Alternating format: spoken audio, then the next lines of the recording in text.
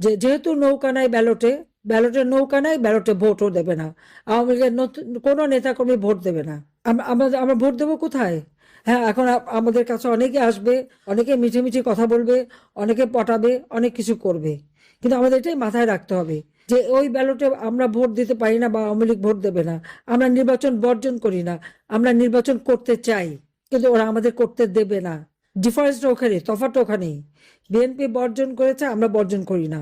আমরা তো নির্বাচন করতে চাই, আমরা জিতবো সেই ভয়ে তারা নির্বাচন করতে দেবে না। তাই নির্বাচন করুক, কতদিন টিকে থাকে দেখবো আমরা।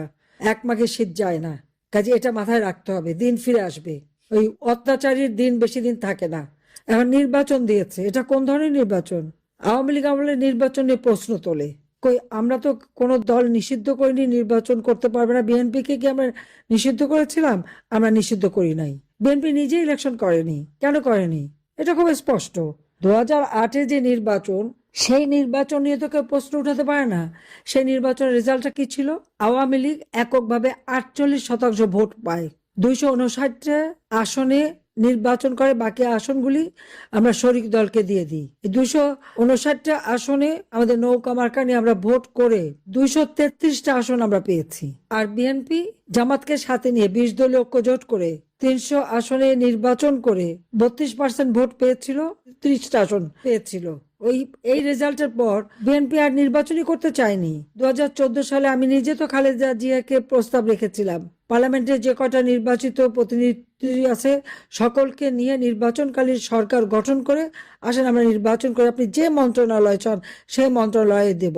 আমি নিজে তাকে ফোন করেছিলাম যে আসেন আপনি এক কাপ চা খান, আমরা আলোচনা করি কিভাবে সুষ্ঠু নির্বাচন করা যায়। আমরা তো এককভাবে নির্বাচন করতে চাইনি কখনো, বা কোনো দলকে আমরা একেবারে মানে নিষিদ্ধ করে দিয়ে একা একা জিততে চাইনি। কারণ কেউ যদি ইলেকশনে না আসে আমাদের করার কি আছে? 2018-তে ইলেকশনে এসেছিল, পয়সা খেয়ে খেয়ে নমিনেশন দিয়ে এক এক সিটে 2জন 3জন নমিনেশন, নিজেরাই মারামারি কাটাকাটি, অমনি প্রত্যাহার। তারপরে এই ডক্টর ইউনূস আর এই বিএনপি মিলে, জামাত বিএনপি মিলে এই নির্বাচনকে প্রশ্নবিদ্ধ করা সারা বিশ্বব্যাপী ইচ্ছাকৃত ভাবে করেছে তারা। কিন্তু একটাও কোনো অনিয়ম দেখাতে পেরেছে? 2024-এর নির্বাচন তারা নির্বাচন করবে না, আমরা চেষ্টা করেছি আনতে, তারা করে নাই, বয়কট করেছে।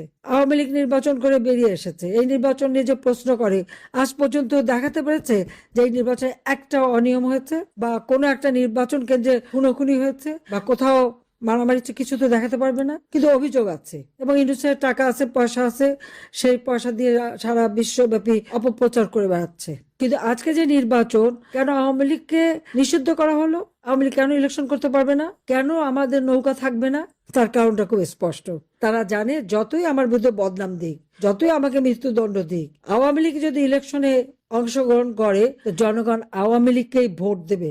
কারণ তারা আওয়ামী লীগকেই চায়, কারণ আওয়ামী লীগ সন্ত্রাস দমন করে মানুষের জীবনের নিরাপত্তা নিশ্চিত করেছে।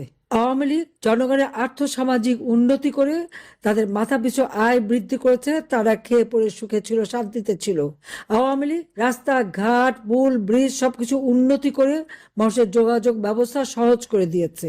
আওয়ামী লীগ ক্ষমতা থেকে আমাদের তরুণ সমাজের জন্য এই ডিজিটাল বাংলাদেশ গড়ে তুলে একটা ইউনিয়ন পর্যায় পর্যন্ত যে কোনো একটা ছেলে মেয়ে ঘরে বসে বিদেশে কাজ করে খেতে পারতো, সেই সুযোগটা তারা করে দিয়েছে। আধুনিক প্রযুক্তি জ্ঞান সম্পন্ন তরুণ সমাজ আমরা গড়ে তুলছিলাম এবং তরুণদের কাজের জন্য স্টার্ট আপ প্রোগ্রাম, তার জন্য আলাদা ফান্ড, তাদের ট্রেনিং, আমরা কম্পিউটার ট্রেনিং এবং ইনকিউবেশন সেন্টার, হাইটেক পার্ক, বিভিন্ন প্রযুক্তি, স্যাটেলাইট, বঙ্গবন্ধু 1 উৎক্ষেপণ, সেগুলি করে জীবন মান উন্নত করে দিয়েছিলাম। ফ্রিল্যান্সার আমরা ট্রেনিং দিয়েছি, লার্নিং অ্যান্ড আর্নিং, ভাষা শিক্ষা দিয়েছি।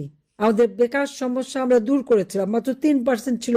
যে কোনো একটা ছেলে নিজে একটু কাজ করে নিজে উদ্যোক্তা হয়ে সে করতে পারে। আজকে অর্থনীতির সম্পূর্ণ ধ্বংস, শেয়ার মার্কেটে লক্ষ কোটি টাকা পাঠিয়ে দিয়েছে বিদেশ, সব পাচার হচ্ছে, ব্যাংকের টাকা সব লুট করে খেয়ে গেছে। এখন ব্যাংকে টাকা গেলে তারা টাকা দিতে পারে না, ব্যবসায়ীরা পর্যন্ত পায় না, তার রানিং ক্যাপিটাল পর্যন্ত পায় না, একটার পর একটা সব বন্ধ হয়ে যাচ্ছে।